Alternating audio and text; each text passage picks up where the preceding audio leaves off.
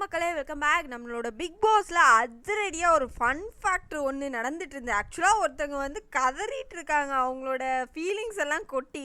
But ஆக்சுவலாக அதை பார்க்கும்போது நமக்கு ரொம்ப ஃபன்னாக இருந்தது அப்படின்னே சொல்லலாம். நான் யாரை சொல்கிறேன்னு உங்கள் எல்லாருக்குமே புரிஞ்சிருக்கோன்னு நினைக்கிறேன். ஆமாங்க, செகண்ட் ப்ரமோலேயே அதுக்கான ஒரு ஹிண்ட்டை நீங்கள் பார்த்துட்டீங்க. அதுக்கு முன்னாடி இது வந்து நடந்த ஒரு இன்சிடெண்ட் தான்.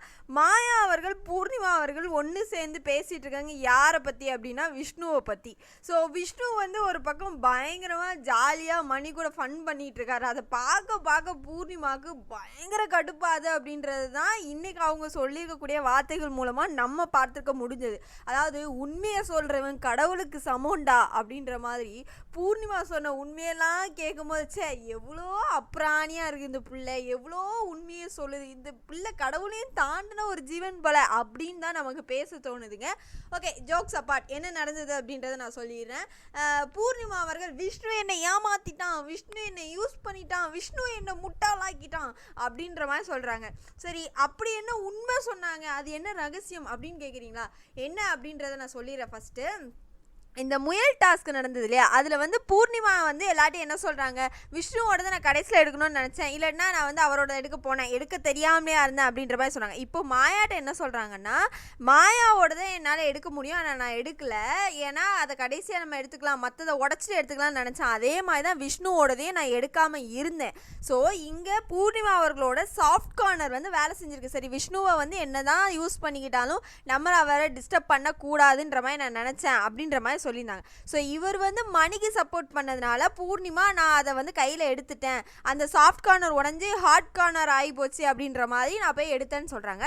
இப்போ நான் இதை சொன்னால் இது எப்படி வெளியே போகும்னு தெரில, நான் சொன்னால் கூட நீங்கள் கோவப்படுவீங்க, அதை மக்கள் எப்படி பார்ப்பாங்கன்னு தெரில, ஐயோ அப்படின்ற மாதிரி இருந்தது. இல்லைங்க, நீங்கள் சொல்லுங்கள். அதாவது பூர்ணிமாவுக்கு தேவையான பாசிட்டிவை மக்கள்கிட்ட கொண்டு போகிறதுக்கு மாயா இன்டெரக்டாக பதிவு பண்ண, இல்லை என்கிட்ட தான் சொல்கிறீங்க, என்கிட்ட தான் சொல்லுங்கள். அப்போ இந்த ஒரு விஷயங்கள் சொன்னோன்னே, இல்லை நீங்கள் அதை மொட்டையாக முடிக்கிறீங்க, க்ளீனாக சொன்னால் தான் புரியும், இல்லைன்னா இது தப்பாயிடும், அது மாயாவுக்கும் தப்பாயிடும் அப்படின்ற மாதிரி ஒரு சில விஷயங்கள் அந்த இடத்துல பேசப்படுது.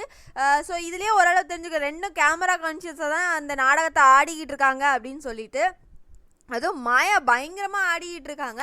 ஸோ இப்போ நான் உங்களுக்கு பண்ணது ஃபேவரட்டிசம்னா கிட்டத்தட்ட விஷ்ணுக்கும் நான் அதே தான் பண்ணேன். அதாவது ஒருத்தன் உன்னை யூஸ் பண்ணி உன்னை முட்டாளாக்கி உன்னை உட்கார வச்சிருக்கான்னு சொல்கிறேன். இவ்வளோ தெளிவாக பேசுகிற நீ திரும்பவும் எதுக்கு முயல் டாஸ்கில் நீ சாஃப்ட் கார்னர் காட்டின? அது யாரோட தப்பு, யாரோட முட்டாள்தனம்? கேப்டன்சி டாஸ்கில் அவ்வளோ பண்ணேன்னு சொல்கிறேன். ஒன்று முட்டாளாகி உட்கார வச்சுட்டான்ல, திரும்ப எதுக்கு நீ அப்போ அதே விஷயங்களை பண்ண?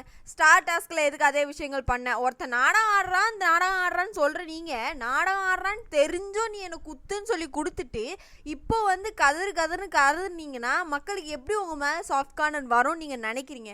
இல்லை, எனக்கு புரியவே இல்லை. அவங்க திரும்ப ஐயோ மக்கள் என்ன நினச்சிருப்பாங்க, அவர் சாமர்த்தியவாதி, நான் வந்து முட்டாள் நினச்சிருப்பாங்களே, என்னை இந்த அளவுக்கு யூஸ் பண்ண விட்டுட்டேனே, எனக்கு சாஃப்ட் கார்னர் இருக்க தான் தப்பு அப்படின்ற மாதிரி ஏகப்பட்ட விஷயங்களா பூர்ணிமா கதறி அப்படியே பொங்கி எழுந்து சொல்லிடுங்க. நான் போகிறேங்க, டைட்டில் அவருக்கே கொடுத்துருங்க, வேண்டாங்க, அவங்க ஏதோ இவங்க கையிலேருந்து கொடுக்க போகிற டைட்டில் அவங்களுக்கு கொடுங்கன்னு அவங்க விட்டு கொடுக்குற மாதிரி பூர்ணிமா அவர்கள் கதறிட்டு இருக்காங்க. ஸோ எனக்கு புரியலை. சேர்க்க சரியில்லைன்னு கமல் அவர்கள் எபிசோடில் சொன்னதை இங்கே வந்து பேசியிருக்காங்க. அப்போ என் கூட நீ சேர்ந்தியா, அந்த சேர்க்கப்பா தவறா, அப்போ நீ என்னை விட்டு போனதுக்கப்புறம் தான் வின் பண்ணியா அப்படின்ற மாதிரிலாம் பேசுகிறாங்க.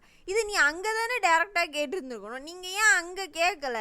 ஃபர்ஸ்ட் ஆஃப் ஆல், ஏன்னா எல்லாருமே கிட்டத்தட்ட அதே விஷயங்கள் தான் பண்ணியிருக்காங்க. இப்போ மாயா பூர்ணிமா கூட சேர்ந்தால் இதுவாகிடும்னு மணிலேருந்து தினேஷ்லேருந்து அர்ச்சனாலேருந்து எல்லாருமே சொன்ன ஃபேக்டர் அதுதான். அப்போ நீங்கள் அந்த யாருக்கும் கேள்வி கேட்காம இவருக்கு மட்டும் என்ன கேள்வி கேட்க, ஒருவேளை டைட்டில் அடிச்சிருவாங்க அப்படின்ற மாதிரி யோசிக்கிறீங்களா அப்படின்ற ஒரு கேள்வி. இன்னொரு ரகசியம் என்னென்னா, நான் ஒரு முழு பைத்தியக்காரிங்க, நான் ஒரு அடி முட்டாளுங்க, நான்லாம் சுத்தமாக வேஸ்ட்டுங்கன்னு அப்படியே அவங்க பண்ணுறக்கூடிய விஷயங்கள் எல்லாத்தையும் அவங்க யாரோ அந்த உண்மைகளை வந்து உடச்சிட்டு இருக்க பூர்ணிமாவை பார்க்கும்போது பரிதாபம் பண்ணணும்னு தோணலைங்க.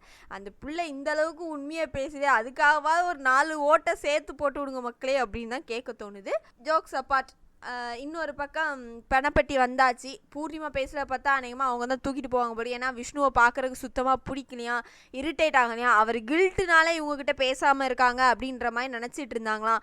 இப்போ அவருக்கு கில்ட்டே இல்லை, அவர் ரொம்ப சுயநலவாதியாக இருந்திருக்காரு, நான் முட்டாள் அப்படின்றதுனால அவங்களுக்கு இருக்க பிடிக்கல, நான் போகிறேன்னு சொல்கிறாங்க. ஸோ இருக்கிற சுச்சுவேஷன் பார்க்கும்போது அந்த டென்ஷனில் பெட்டியை தூக்கிட்டு கிளம்பிடுவாங்க அப்படின்றது நமக்கு வந்து தெரிய வந்திருக்கு. ஸோ இந்த ஒரு விஷயங்கள் பார்க்கும்போது உங்களுக்கு என்ன தோணுச்சு அப்படின்றது மறக்காம கமெண்ட்டில் பதிவு பண்ணிடுங்க.